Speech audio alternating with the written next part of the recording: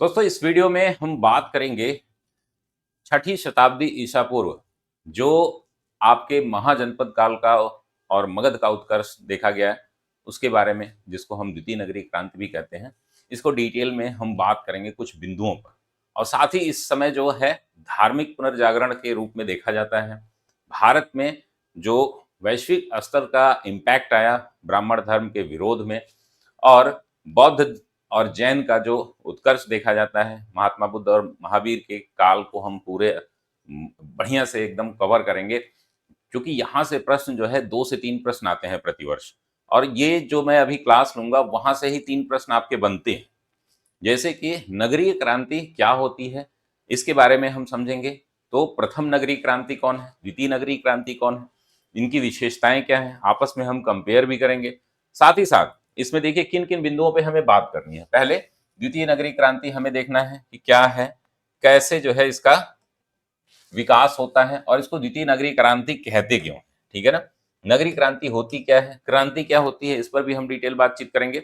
साथ ही दोस्तों इस पर बात करेंगे सामाजिक एवं धार्मिक सुधार आंदोलन, जिसमें ब्राह्मण धर्म का ह्रास होता है, जो कमियां होती हैं उसके विरोध में 2 धर्म मुख्य रूप से निकल करके आते हैं, जिनको हम पंथ कहते हैं, विशेषकर जो है बौद्ध धर्म और जैन धर्म। शैवाइट और वैष्णवाइट के बारे में विरोध में बहुत सारी बातें की जाती हैं। माना जाता है कि वेदों के बाद जो वेदांत, जो उपनिषद है, वेदांत जिसको बोलते हैं, उपनिषद में बहुत सारी जो है कमियां आ गई थी, कर्मकांड प्रभावी हो गया था, जैसा कि हमने वैदिक काल के बाद उत्तर वैदिक काल में देखा था। ठीक है, तो ये हम डिटेल में स्टडी करेंगे। इसमें फिर हम नगरीय क्रांति के बारे में बात करेंगे। नमस्कार दोस्तों, मैं धनंजय सिंह आप सभी का स्वागत करता हूं आपके इस अपने चैनल पर। और दोस्तों आज हम देखेंगे 600 शताब्दी ईसा पूर्व में जो घटनाएं हुई वह भारतीय इतिहास में इतना महत्वपूर्ण क्यों है। इससे पहले दोस्तों हम क्या कर लेते हैं, एक छोटा सा रिवीजन कर लेते हैं कि हमने क्या क्या अभी तक पढ़ा है। तो दोस्तों हमने जो है ये हमारी 8वीं क्लास है। 7वीं क्लास जो थी हमारी उत्तर वैदिक काल से संबंधित थी। उत्तर वैदिक काल की ये तीसरी क्लास थी, और इसमें हमने डिटेल स्टडी की। क्या क्या, एक बार क्विक रिवीजन कर लेते हैं। दोस्तों इतिहास के स्रोत के रूप में इंडस वैली सिविलाइजेशन हमने पढ़ लिया। उस पहला टॉपिक हमारा जो था इतिहास का सोर्स था। फिर दूसरा टॉपिक जो था सिंधु घाटी सभ्यता थी, जिसमें 2-3 क्लासेस हुई। फिर आपके ऋग वैदिक काल और उत्तर वैदिक काल में लगभग जो है आपकी 3 क्लासेस हुई।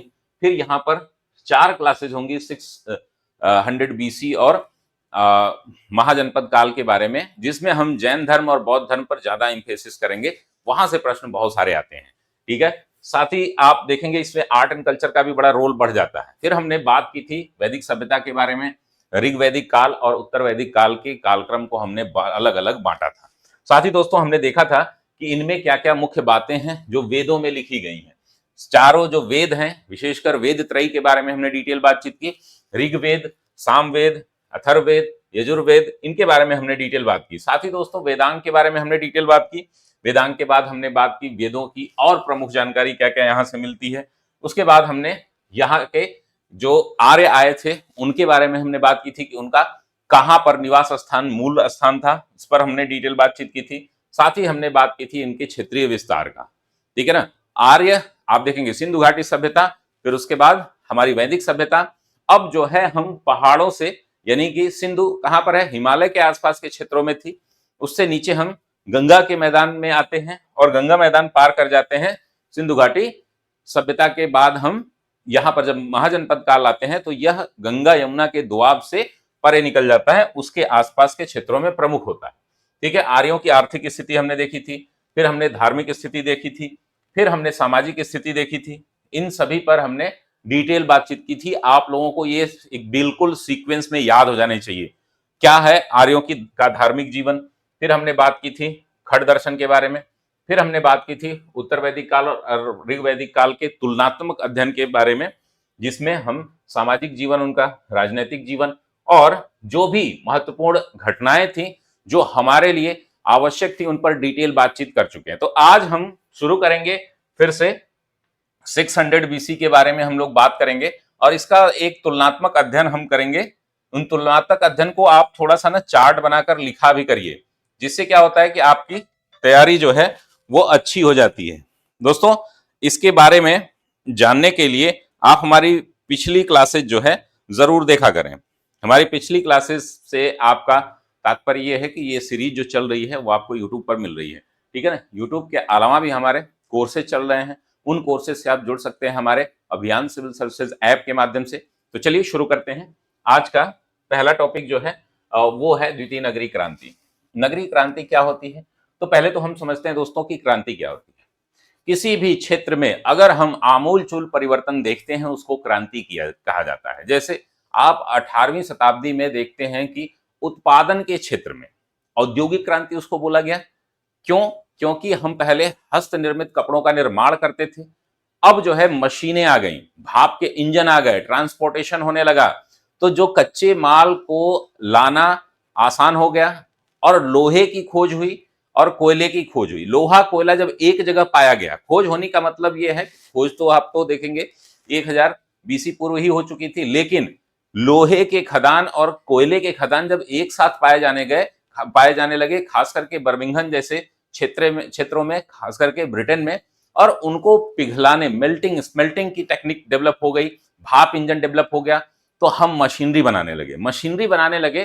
तो एक दिन में अगर 50-100 व्यक्ति मिल करके 100-200 कपड़े बनाते थे, वह कुछ घंटों में कपड़े बनने लगे, यानी कि पूरे दिन में लाखों की संख्या में कपड़े बनने लगे।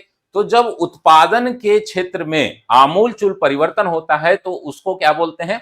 औद्योगिक क्रांति। औद्योगिक क्रांति का इस समय चौथा चरण चल रहा है दोस्तों, 4.0, जिसमें हम ऑटोमेशन देख रहे हैं, जिसमें हम इंटरनेट ऑफ थिंग्स देख रहे हैं, रोबोटिक्स देख रहे हैं, जिसमें हम आप देख रहे हैं चैट जीपीटी जैसे जो है बहुत जो आप समझ लीजिए कि एफिशिएंट आर्टिफिशियल इंटेलिजेंस देख रहे हैं, रोबोट्स आ रहे हैं, ड्राइवरलेस कार आ रही हैं। तो ये उत्पादन के क्षेत्र में, इसलिए इसको औद्योगिक क्रांति बोलते हैं। वैसे ही अगर हम देखें, अगर वह नगर के क्षेत्र में हो, नगर के क्षेत्र में क्रांति हो, तो उसको हम नगरीय क्रांति बोलते हैं। नगरीय क्रांति का अर्थ यह है कि नगरों का विकास। अब नगरों का विकास कैसे होता है उसके बारे में हमने सिंधु घाटी सभ्यता में डिटेल में देखा था। पहली नगरीय क्रांति इसको कहा जाता है। क्यों? क्योंकि ऑर्गेनाइज घर बने थे। पूर्वी टीला, पश्चिमी टीला के बारे में हमने बताया था, ग्रिड सिस्टम बताया था, वहां का ड्रेनेज सिस्टम बताया था, और वहां के बारे में जो आज के आधुनिक शहरों में भी अभी नहीं देखा जा रहा है, वो टेक्निक जो है, खास करके ड्रेनेज सिस्टम उनका इतना स्ट्रांग था। आज भी पूरे भारत में आप देखेंगे तो 50% जो है शहर हैं, जो कस्बे हैं, वहां पर नालियां ढकी हुई नहीं पाई जाएंगी आपको। बड़े बड़े शहर, आप दिल्ली जैसे शहर आज पूरा डूबा हुआ है। क्यों? क्योंकि वहां का ड्रेनेज सिस्टम सही नहीं है। उस समय सोचिए कि सिंधु घाटी सभ्यता में कितने लोग आगे की सोच रहे होंगे कि वहां का ड्रेनेज सिस्टम बहुत ही स्ट्रांग था। वहां का जो ग्रिड सिस्टम था, वह जिसको हम क्या बोलते हैं, ऑक्सफोर्ड सिस्टम, जो कि चौकोर पर एक दूसरे को सड़कें काटती थी, वो आज भी हमारे यहाँ जो निर्माण किए जा रहे हैं विभिन्न क्षेत्रों में, विभिन्न देशों में, वह उसी सिस्टम को फॉलो किया जाता है। जैसे कि आप देखेंगे चंडीगढ़ का क्षेत्र है, चंडीगढ़, वाशिंगटन डीसी है, आपका ग्रेटर नोएडा है, ये सभी जो है ग्रिड सिस्टम पर स्थापित अभी के नए शहर हैं। और वो शहर जो है, हम सोच सकते हैं कि 2500 ईसा पूर्व जो है, हमारे यहाँ के लोग कितने एडवांस रहे होंगे। तो ये क्रांति होती है। नगर के क्षेत्र में अगर कोई क्रांति होती है तो उसको नगरीय क्रांति कहते हैं। प्रथम, भारत में अगर देखें, विश्व में देखें, तो ये अब तक की सबसे बेहतरीन नगरीय सभ्यता के रूप में इंडस वैली है। क्यों है? क्योंकि उसकी जैसी अभी भी हम पाने का प्रयास कर रहे हैं। अभी हमें बहुत सारी जानकारी वहां नहीं थी, लेकिन जो हमें खुदाई से प्राप्त हुए हैं उसमें भी बहुत नीट एंड क्लीन चीजें देखने को मिली हैं। गार्बेज, कूड़े कचरे आदि नहीं देखने को मिले हैं। तो वो इससे ये समझ में आता है कि चीजें जो है कितनी ऑर्गेनाइज थी। तो इसमें हम नगरीय क्रांति को थोड़ा समझेंगे, फिर सामाजिक धार्मिक सुधार आंदोलन को कल की क्लास में हम लोग डिटेल डिस्कस करेंगे। तो दोस्तों, यहां पर मैं शुरू करने से पहले आपको थोड़ा सा कंपेयर कराऊंगा कि क्यों नगरीय क्रांति, प्रथम नगरीय क्रांति क्या है। क्रांति के बारे में मैंने बात कर ली, क्रांति क्या होती है इसके बारे में मैंने बताया, आपने समझा भी। और इसके बाद हम देखेंगे कि इसको प्रथम नगरीय क्रांति, इसे द्वितीय नगरीय क्रांति क्यों कहते हैं। देखिए, सिंधु घाटी सभ्यता के बाद हम फिर ग्रामीण व्यवस्था में आ गए थे।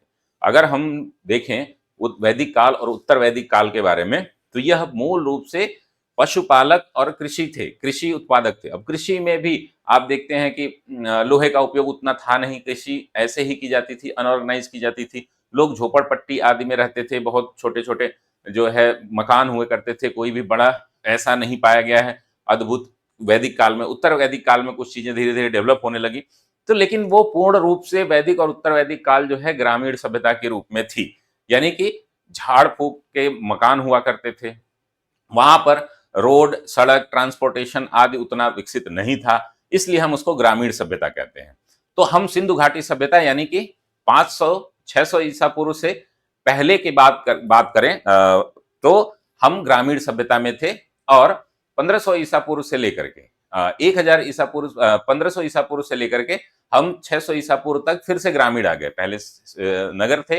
अब इन नगरों का आधार क्या है? अब इनमें अगर हमें तुलनात्मक अध्ययन करने को मिल जाए तो हम क्या कह सकते हैं कि क्या क्या चीजें होंगी जो हमें जाननी चाहिए। विशेषकर जो है इस मामले में आपको ये समझना होगा कि क्या क्या आधार होंगे। आधार के जैसे कि नदी घाटी कौन सी रही, तो प्रथम नगरीय क्रांति कौन सी कहलाती है? सिंधु घाटी सभ्यता कहलाती है। क्यों कहलाती है? क्योंकि सप्त सैंधव का नाम आपने सुना होगा, जो कि वैदिक काल में आता है। सिंधु नदी के आसपास ये बैठ थी, इसलिए इसे सिंधु घाटी सभ्यता कहेंगे। इसका मुख्य सोर्स जो था वो क्या था? सिंधु नदी थी, ठीक है ना, सिंधु नदी के आसपास थी, इसलिए हम इसे सिंधु नदी घाटी सभ्यता कहते हैं। वहीं अगर हम इसकी बात करें तो यह गंगा यमुना के दोआब में बनी थी। गंगा यमुना का दोआब इसका मेन क्षेत्र था। तो उत्तर प्रदेश और बिहार का जो प्रमुख क्षेत्र है वह, और साथ ही कुछ क्षेत्र थे जो आपके दक्षिण में, जैसे कि अश्मक और गांधार और अन्य जो क्षेत्र थे, उनको जो है हम थोड़ा अलग अलग देखते, नहीं तो ज्यादातर क्षेत्र जो है 8 जो महाजनपद में 8 तो उत्तर प्रदेश में ही है, बाकी बिहार में है। बाकी 3 क्षेत्र जो है वह बाहर है, इनसे बाहर है, यानी कि 16 में से 13 जो है गंगा यमुना के दोआब में सीमित थे, ठीक है ना। तो इसको हम लोग अगर देखना चाहें तो एक मैप के माध्यम से समझ सकते हैं, देख सकते हैं। यहां पर आप देखेंगे कि हमारा जो है सिंधु घाटी सभ्यता का ये मैप है, इंडस वैली सिविलाइजेशन, ठीक है ना। इसमें दोस्तों हम देखेंगे इसका विस्तार कहां से कहां तक है। इसका विस्तार दोस्तों हमने बताया था कि अगर हम इसको चारों तक दिशाओं में देखें तो इसका चारों दिशाओं में विस्तार जो है वो कहां से, तो इधर जो है ये आपका पूर्वी ईस्टर्न विस्तार जो है ये कहां तक था? आलमगीरपुर तक सबसे पूर्वी क्षेत्र है। सबसे पूर्वी क्षेत्र जो उत्तर प्रदेश का आपका मेरठ के पास पड़ता है, हिंड नदी के किनारे, ये आलमगीरपुर है, ठीक है। इसका अगर हम ये नॉर्दर्न देखें यानी कि उत्तरी विस्तार देखें तो ये आपका मांडा है, जो कि चिनाब के किनारे है, मांडा, ठीक है ना। यहां पर हम देखेंगे जो कि कश्मीर के सबसे ऊपरी क्षेत्र में इसको हम देखते हैं, ठीक है ना। और यहां पर अगर हम बात करें तो ये है आपका सुतकेंगडोर। सुतकेंगडोर सबसे पश्चिमी विस्तार है। ये कौन सी नदी के किनारे है? कमेंट बॉक्स में बताइएगा। सारी चीजें मैं पढ़ चुका हूं। यहां पर है आपका दायमाबाद, ठीक है ना। ये आपके महाराष्ट्र में सबसे नीचे जो है यहां पर दायमाबाद पड़ेगा, जो कि सबसे साउदर्न है, ठीक है ना, सबसे दक्षिणी, ठीक है। तो ये है आपका विस्तार पूरा किसका? क्षेत्रीय विस्तार। तो क्षेत्रीय विस्तार हमने देख ली, नदियां देख ली। अब ये नदियों में सबसे ज्यादा प्रमुख सिंधु घाटी है, इसीलिए इसको सिंधु घाटी सभ्यता कहते हैं। साथ में इसके और भी नदियां थी, जैसे कि सप्त सैंधव जब हम ऋग्वैदिक काल में पढ़ते हैं, जिसमें झेलम हो गई, चिनाब हो गई, रावी हो गई, आपकी सतलज हो गई। तो ये सभी जो है पंजाब का जो क्षेत्र है वहां पर भी कई क्षेत्र, जैसे रोपड़ आपका यहां पर दिख रहा है, ये भी पाया गया था आपके सिंधु घाटी सभ्यता में। वैसे जब यहां पर हम आते हैं, ठीक है, तो यहां पर देखिए कुरु पांचाल यहां से शुरू होता है, ये कुरु पांचाल। यही कुरु पांचाल जो है ऋग्वैदिक काल में हमने देखा था कि जो भरत भरत यहीं के शासक थे, इसी पे नाम पे भारत का नाम भारत पड़ता है। तो कुरु पहला हो गया, पांचाल ये दोनों सबसे ज्यादा फेमस थे, ये ऊपर थे। अब धीरे धीरे गंगा के दोआब में हम चीजें फैलने लगी, जैसे कि कौशल, ठीक है ना, काशी, ठीक है, सूरसेन, अवंती, वज्र, ये वज्र है, ठीक है ना। वत्स है ये कौशांबी वाला, ठीक है ना। अवंती, अश्मक है ये, अवंती। अभी देखिए कंबोज, गांधार और अश्मक, ये तीन जो है बस इसके क्षेत्र के बाहर हैं। बाकी सभी 13, ये देखिए मगध सबसे महत्वपूर्ण, 8 हो गया, 9 हो गया, 10 हो गया, 11 हो गया, 12 और 13 अंग, ठीक है ना। मगध, अंग, मल्ल, ये सभी जो है आप 13 जो है आप कहाँ देख रहे हैं, सीधे गंगा यमुना के दोआब में है, ठीक है। और ये जो है अश्मक इधर आ जाता है आपके कर्नाटक के ऊपर, आंध्र प्रदेश कर्नाटक के क्षेत्र में, कर्नाटक के क्षेत्र में है पूर्ण रूप से। और ये जो है पाकिस्तान का क्षेत्र जो है, अफगानिस्तान पाकिस्तान के क्षेत्र पर गांधार और कंबोज, तो ये इनका क्षेत्रीय विस्तार है। अब इसमें अंतर आपको समझ में आ गया होगा।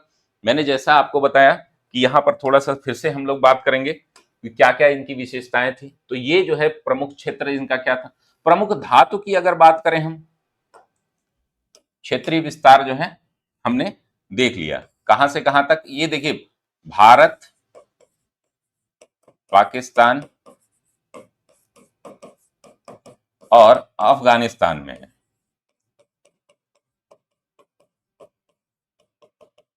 ठीक है ना। ये भी भारत और अफगानिस्तान में हम मुख्य रूप से मानते हैं, भारत और अफगानिस्तान में।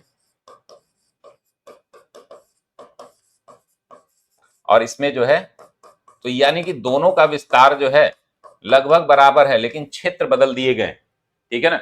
वहां जो है अलग था, यानी कि क्षेत्र जो है आपने देख लिया कि ये सीमित क्षेत्रों में था, इसका विस्तार जो है इसमें महाजनपद काल में। और ये जितने भी नगर थे ये सभी डेवलप्ड थे, मतलब कि ठीक ठाक यहाँ पर शासन पद्धति थी, राजतंत्रात्मक शासन पद्धति थी। तो यहां पर हम देखेंगे कि प्रशासन की क्षेत्र में क्या डेवलपमेंट हुआ। तो धातुएं देख लेते हैं, कौन कौन सी धातु हमारे यहाँ पर पाई गई। तो यहाँ पर तांबा और कांसे, इसको कैल्कोलिथिक बोलते हैं, कांसा, ठीक है ना। इसको हम बोलते हैं कांस्य युगीन संस्कृति, जिसको हम कैल्कोलिथिक बोलते हैं। और यहां पर आयरन एज, इसको क्या बोलते हैं, लौह युगीन संस्कृति। अब लौह के आने से क्या क्या यहां पर विस्तार हुआ होगा, इसके बारे में थोड़ा सा समझते हैं। धातु के आने से क्रांति में एक बड़ा परिवर्तन आता है, मतलब किसी भी सभ्यता में एक बड़ी क्रांति आती है, जिसको हम देखते हैं दोनों ही सभ्यताओं में। सिंधु घाटी सभ्यता में अगर हम तांबे का विस्तार कर लेते हैं तो बहुत सारे उससे संबंधित हम साजो सामान बना सकते थे, लेकिन अभी भी माना जाता है कि आर्य आए। अब आर्यों के पास कौन से हथियार थे नहीं थे इसका प्रमाण नहीं मिला है, लेकिन आर्यों को भी उत्तर वैदिक काल में जाकर के जानकारी मिलती है। 1000 के आसपास जो है एटा के आसपास खोजा गया है लोहे को, आपको पता ही होगा। उस लोहे के आधार पर जब डेवलपमेंट होने लगे, जब लोहे पिघलाने की हमने क्षमता डेवलप कर दी, स्मेल्टिंग जो टेक्निक होती है उसका आविष्कार हुआ होगा 600 के आसपास, 500-600 के आसपास हुआ। तो हम हथियार बनाने लगे, हम फावड़े बनाने लगे, हल बनाने लगे। पहले जो है लकड़ी के हल हुआ करते थे, सिंधु घाटी सभ्यता में जो हल का प्रमाण मिला है, लकड़ी का हल मिला है, ठीक है। वैदिक काल में भी हम हल, हसिया आदि छोटे मोटे यूज करते थे, लेकिन उसका उतना विस्तृत उपयोग नहीं था। अब हमें जो हथियार मिले, लोहे के हथियार मिले, फावड़ा मिला, गड़ासा मिला, टांगा मिला, इसके माध्यम से हमने क्या किया, जंगलों को काटना शुरू कर दिया। अब जंगलों को काटना शुरू कर दिया तो हमारे पास बहुत भारी मात्रा में क्या हुए, पशुओं पर कंट्रोल, पशु निकले, जिसमें से विशेषकर हमने हाथी का उपयोग करना शुरू किया।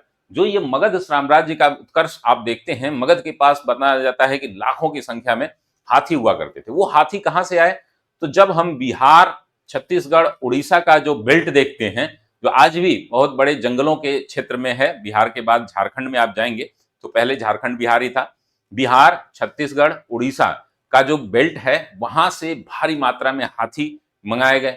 वहां से जो मगध साम्राज्य की जो सबसे बड़ी क्षमता थी, वह हाथियों का जो झुंड था, वह किसी को भी हराने में बहुत आसान था। हमारे पास घोड़े कम थे, क्योंकि अरबों से, अरबी क्षेत्रों से हमने घोड़े मंगवाए, लेकिन अगर आप देखेंगे कि हम अफगानिस्तान आदि क्षेत्रों में घोड़े और ऊंट का उपयोग करते थे, ठीक है। तो इससे एक बड़ा लोह आने से क्या हो गया, हमने जंगलों को काटा, खेती की अच्छे तरीके से, जिससे कि हम घरों का निर्माण कर सके।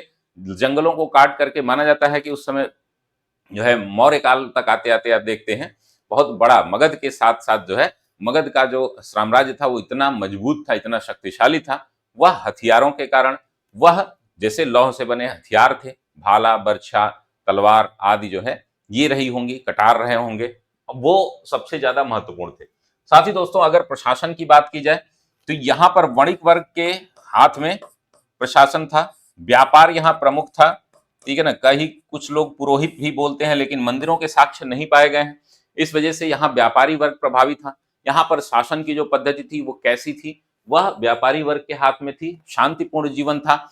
लेकिन यहाँ पर अगर आप देखेंगे तो क्या हो जाता है, यहाँ पर राजतंत्र आ जाता है पूर्ण रूप से, राजतंत्रात्मक। हालांकि हमने देखा था कि राजतंत्र जो है आपके वैदिक काल से ही था, राजतंत्र, वंशानुगत, राजतंत्र और वंशानुगत प्रभाव हुआ।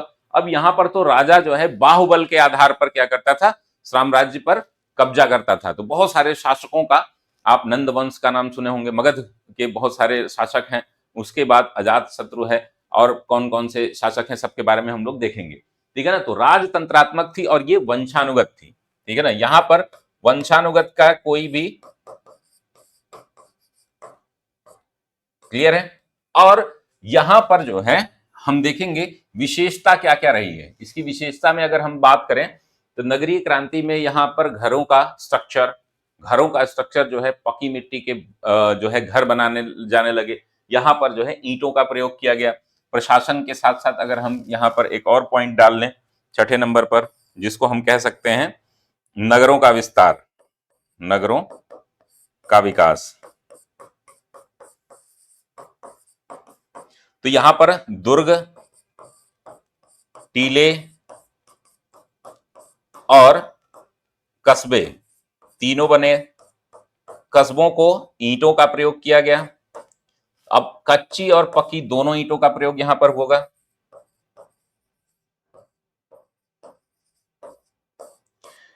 यहां पर भी आप जो है देखते हैं दुर्ग, टीले, कस्बे और पक्की कच्ची दोनों ईंटों का प्रयोग होने लगा। कच्ची और पक्की दोनों ईंटों का प्रयोग होने लगा, ठीक है। तो ये एक इनकी विशेषता रही है। पक्की ईंटों का प्रयोग होने से, लोहे के आ जाने से बहुत सारे जो है यहाँ पर विकास हुआ। लेकिन अगर हम तुलनात्मक रूप से देखें तो सिंधु घाटी सभ्यता में नगरीय विकास जो है चरम पर था। बहुत बेहतरीन सुविधाएं हैं जो आज भी हम देख रहे हैं कि बहुत सारे ऐसे क्षेत्र हैं जिसमें कालीबंगा हो गया, या आपका जो है लोथल के आसपास जो गुजरात के कुछ क्षेत्र हैं, जिसको अभी एक क्षेत्र है ना जिसको शामिल किया गया है किसमें, आपके यहाँ पर गुजरात का जो एक क्षेत्र है, मैं दिखा रहा हूँ नाम मुझे ध्यान नहीं आ रहा है, गुजरात का जो क्षेत्र है रंगपुर हो गया, सौराष्ट्र, अहमदाबाद, यहाँ पर सबसे बेहतरीन ड्रेनेज सिस्टम देशलपुर है, एक क्षेत्र है मुझे नाम नहीं याद आ रहा है, आप बताइएगा कमेंट बॉक्स में। एक गुजरात का क्षेत्र है जिसको अभी यूनेस्को ने एक ड्रेनेज सिस्टम के रूप में best drainage system ancient era में उसको क्या किया है, नामित किया है, ठीक है ना। तो ये आपकी प्रमुख विशेषताएं रह गई। इन विशेषताओं में हम देखेंगे कि सामाजिक धार्मिक जीवन में क्या बदलाव आया। तो यहाँ पर आप देखते हैं तो यहाँ पर जो है प्रकृति पूजा की जाती थी, ठीक है। प्रकृति पूजा की जाती थी जिसमें हम किनको किनको देखते हैं, पशुपति शिव को देखते हैं। मातृसत्तात्मक यहाँ पर क्या था, जो समाज था वो महिलाओं को ज्यादा वैल्यू देता था। इसमें यहाँ पर आते आते आप देखते हैं पूर्ण रूप से कर्मकांड हो गए, ब्राह्मण धर्म जो है प्रभावी था, जिसमें शैव और वैष्णव धर्म जो है इसमें, लेकिन लोगों के सामाजिक जीवन में बड़ा बदलाव आया। अब इनमें कुछ कुरीतियां आने लगी। उसी के साथ जब उत्तर वैदिक काल समाप्त होता है तो ये वैष्णव और शैव धर्म जो है एकदम चरम पर होते हैं। सभी लोग लगभग इन्हीं धर्मों को मानने वाले थे, तो उनमें कुरीतियां आ गई, कर्मकांड प्रभावी हो गया।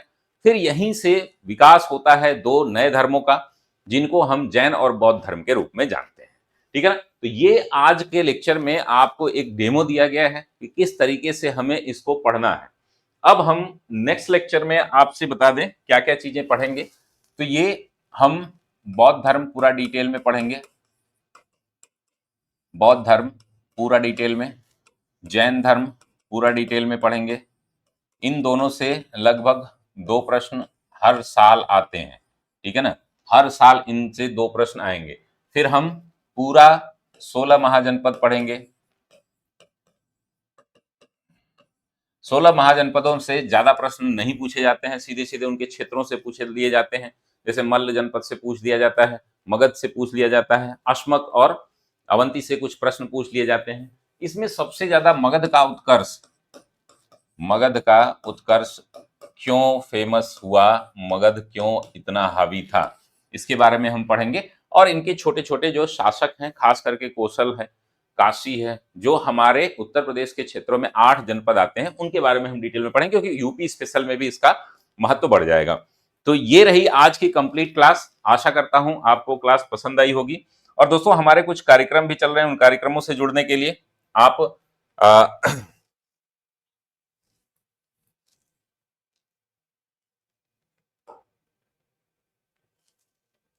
हमारे साथ जुड़ सकते हैं विभिन्न कार्यक्रमों से। उन कार्यक्रमों की रूपरेखा आप हमारे अभियान सिविल सर्विसेज टेलीग्राम चैनल पर, वेबसाइट पर भी, अभियान सिविल सर्विसेज www.abhiyancivilservices.com। हमारे कुछ कोर्सेज चल रहे हैं, उनके नाम बता दें। जैसे एसे राइटिंग है, ठीक है ना, एसे राइटिंग है, आपका टेस्ट सीरीज है, और आपकी ये है मेंस का क्रैश कोर्स है, फाउंडेशन बैच है। इन सभी को आप ज्वाइन कर सकते हैं। तो ये रही कंप्लीट क्लास। आशा करता हूं आप लोगों को क्लास पसंद आई होगी। मिलते हैं हम लोग अगली क्लास में, और अगली क्लास में हम लोग पूरा बौद्ध धर्म डिटेल में पढ़ेंगे। लगभग 1 घंटे में हम लोग बौद्ध धर्म को कोशिश करेंगे समाप्त करने की, क्योंकि वहां जो है टाइम ज्यादा लगता है। हो सकता है कि 2 क्लास आपको लेनी पड़े 40-40 मिनट की। तो बहुत बहुत धन्यवाद दोस्तों, मिलते हैं हम लोग अगली क्लास में।